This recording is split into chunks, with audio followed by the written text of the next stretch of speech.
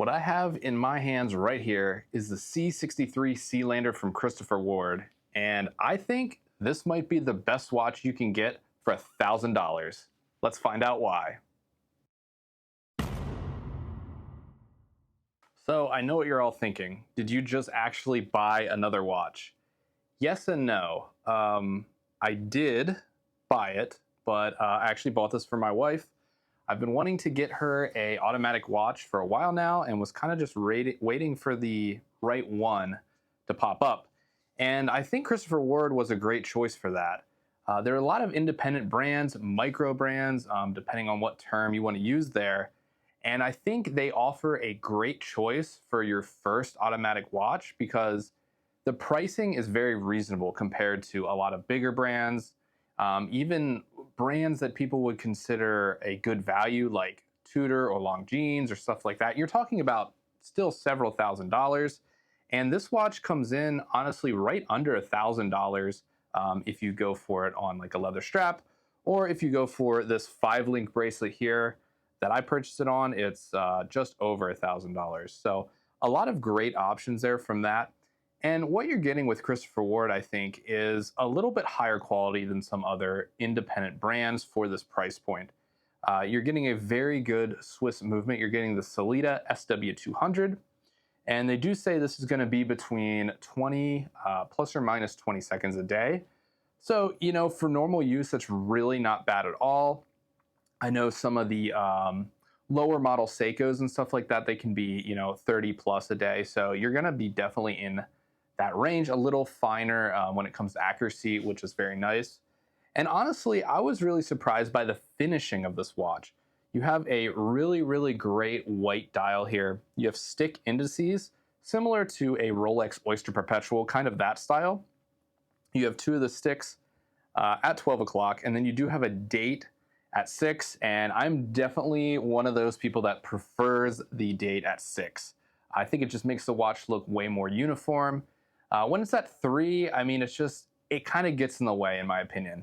And I know I probably shouldn't be one to talk because I have the date at 3 on a couple of my watches, but just if I have a preference, it's definitely at 6 o'clock.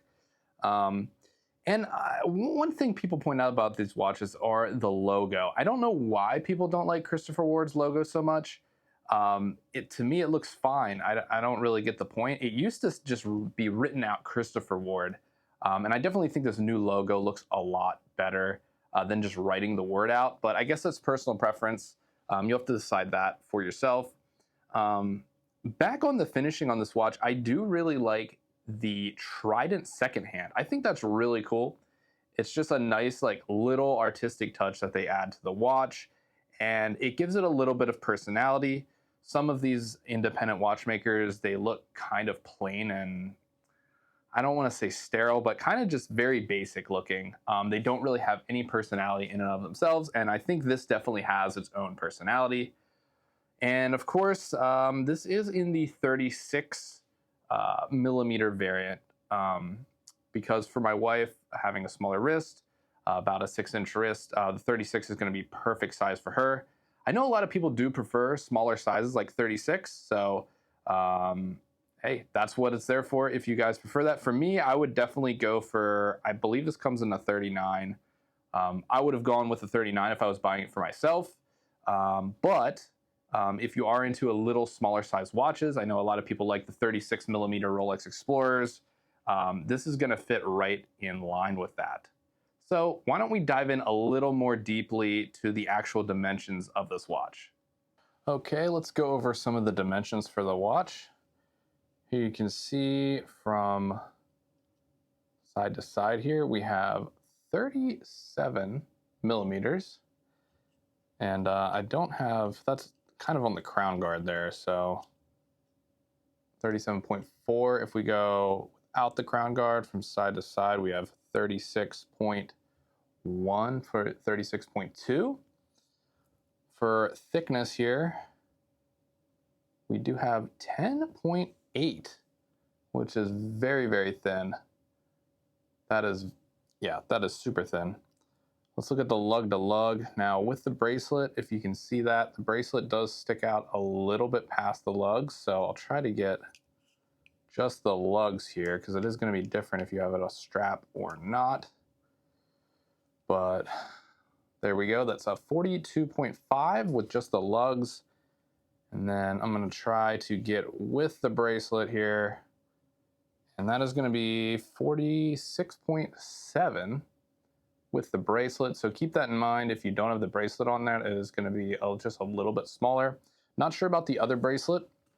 That might be slightly different depending on how the end links are set up on that. Now let's go ahead and check our weight. So this is with the bracelet. This is with quite a lot of links removed.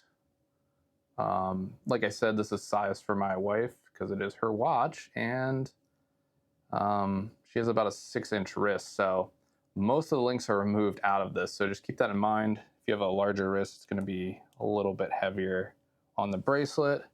You can see that that is 108.3 grams, so pretty light when you're considering a stainless steel watch. You can add some extra in there for the missing links, but definitely very, very light overall for a watch like this. I really do think the Sealander makes a great everyday watch. It's easy to dress up. It's also easy to dress it down and wear it casual. And this bracelet here, and I guess I can only say for the 5-link bracelet here, which is the consort bracelet, kind of a Jubilee style. But I believe the other Bader bracelet, the Oyster style, has this as well. It has quick release pins on it. And that's really nice to have, especially like a lot of bigger brands don't even do quick release or anything like that. I guess some are starting to put it in their bracelets, like Cartier, I know, has been adding it. And it's really nice because if you are getting your first watch, and that's going to be your first automatic watch, or if you want an everyday watch, you want it to be there for every occasion, being able to switch out the bracelet and use different straps is really, really nice. And I've been through many bracelets trying to take them off quickly. You cannot do it quickly. Even with the nice spring bar tools, stuff like that, it's very difficult. And this makes it pretty easy. Now, in comparison, my Zenith Defy Skyline does have a quick release system on that. This bracelet is not nearly as easy to take on and off as that is. That system it's just immediate. I mean, you just pop it off, pop on the other strap. But the downside on that is, of course, you can only use OEM straps from Zenith on there. So it's easier, but you don't get the flexibility as you do on this. So this is a nice sort of compromise in between where you can use these loaded like spring clips here, pop the bracelet right off. And then if you do get quick release bracelet from Christopher Ward, they do have the little quick release tabs on them. So you can easily switch from their rubber strap or their leather strap, whatever you want to get from them. And of course, this does have 28mm lugs, so you can use a variety of off-brand straps if you want to as well. And I definitely think that is important when you're talking about a everyday sort of watch, which is exactly what this is. This is a very, very good everyday watch.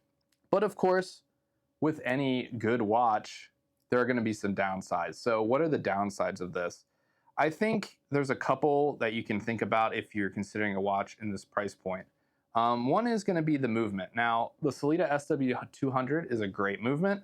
It's Swiss made. Lots of watches use them. And I think it's a great starting point, especially if you're just getting into automatic watches.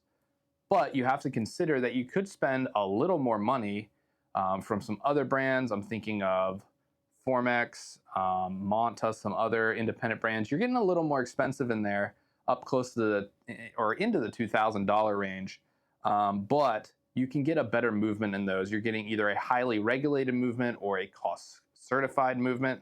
But when it comes down to things, do you really need that? I don't know. That's something you're gonna have to decide for yourself. How much do you care about movement specs? And I think when you are talking about your first watch or just a nice watch from an independent brand, like I don't think this has to be just your first watch. I think if you've been collecting for a while, I don't think you're going to be disappointed with this.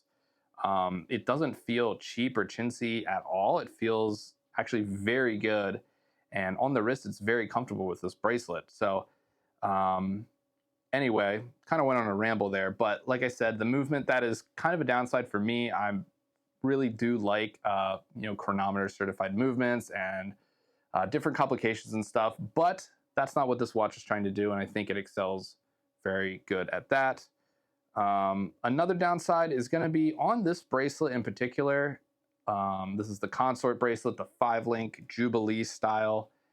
There is no micro adjust on this, so getting a perfect fit can be a little hard. Now, there are half links that come with it, so you can get maybe a little closer than if it only had regular links, which is good, but there's still no micro adjust on it. So just keep in mind, depending on your wrist, or if your wrist is going to swell during the summer or anything like that, there is no micro adjust available. But this fits my wife perfectly. There's no issues with that for her at all. So I think for most people, it probably work out okay. And also, there's a lot of really big and expensive brands out there that also don't offer micro adjust. So it's not like every brand has it anyway, but it is something to keep in mind. And honestly, that's kind of the only two downsides I can really see in this watch.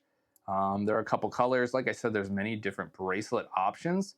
And for $1,000, nothing else comes to mind that really you can get that is gonna be this great of a watch. Just a amazing everyday watch, really perfect for every occasion out there. And I'm really happy that this watch is a part of the family. My wife has been loving wearing it so far, and Christopher Ward, they've been doing great things lately. The 12, the Bel Canto, and honestly, with how great this watch is, it's making me like take a second look at the 12. Even though I already have an integrated sports watch, I'm like, with the quality of this, it really makes you put Christopher Ward a little bit ahead of some of those other brands out there. But let me know what you think down in the comments below. What do you think of Christopher Ward as a brand in general? Do you think they're making good watches, or do you think there's maybe another brand out there that is doing a little better than them? I don't know. I'm personally a big fan of Christopher Ward after getting this watch hands-on and seeing it in person. Let me know what you think in the comments, and please do like and subscribe if you're enjoying these videos, and I'll catch you in the next one.